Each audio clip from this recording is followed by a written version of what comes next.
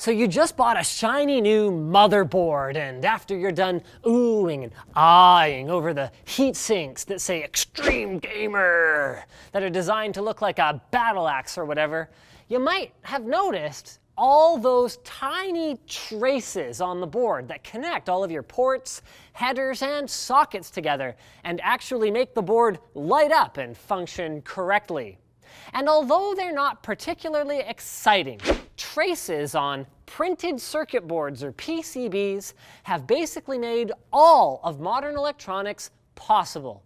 In fact, before they became widespread in the latter half of the 20th century, connecting every electrical component inside of an appliance looked a little something like this: a huge mess of individual wires.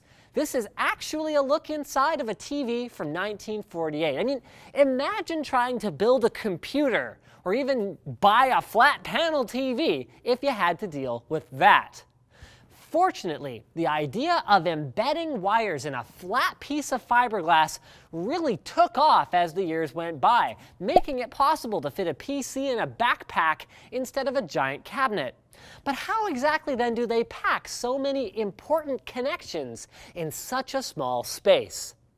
The process is actually somewhat similar to how CPUs are manufactured, which you can learn more about in this video, albeit at a bit of a less complicated scale. Slices of fiberglass are stacked together and treated with a resin that makes them stick to each other to make one solid slab. Then, layers of copper are applied to both sides and coated in a chemical called photoresist. After this, a pattern that matches up exactly to the traces that are supposed to go on the board is placed on top. Then the whole thing is exposed to UV light. The board is then washed, which, well, washes away the uncovered areas, leaving tracks of copper. These tracks serve as a base for how the PCB will ultimately look after a couple of more steps, including etching additional copper and more washing.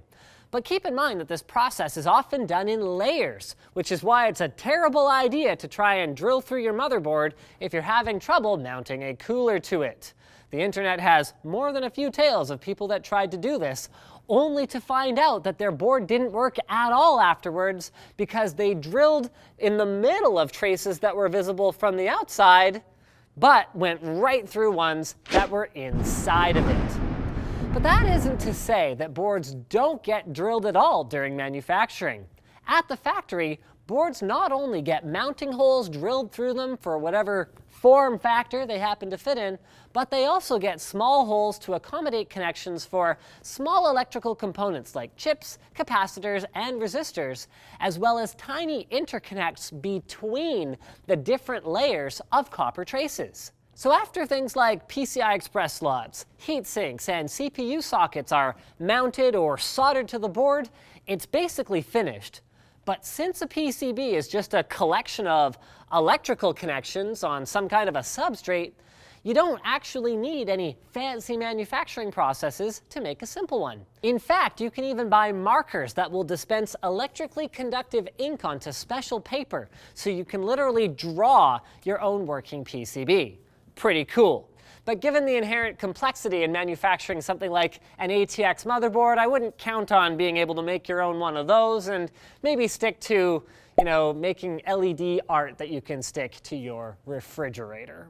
Speaking of art you can stick to your refrigerator, with a lynda.com membership, you can take that art, be it photography, video editing, creating fantastic PowerPoint presentations, and take it to the next level. Whether you're looking to improve your skills at your hobby or get a brand new career, lynda.com can help you. They've got thousands of video courses that you can stream on demand that are taught by top experts who are passionate about teaching. And they've got lots of great techie features too, like being able to browse transcripts, scrub through the actual transcript and skip to that point in the video for any relevant diagrams or visuals. They've got the ability to download the courses onto your iOS or Android device and watch them on the go without using your data. And you can even create and save playlists of courses that you want to watch to customize your learning path or to share with friends, colleagues, and team members.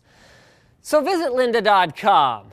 We've got it linked in the video description, and get a free trial today. You'll get 10 days to find out whether lynda.com is right for you, and after that, plans start at a flat rate of just $25 per month. So check it out. That's lynda.com/techquickie. Thanks for watching, guys. If you liked the video, like it. If you disliked it, dislike it. If you want to check out our other channels, do that. If you want to comment with a video suggestion, do that. And if you want to subscribe, well, then you're a cool person.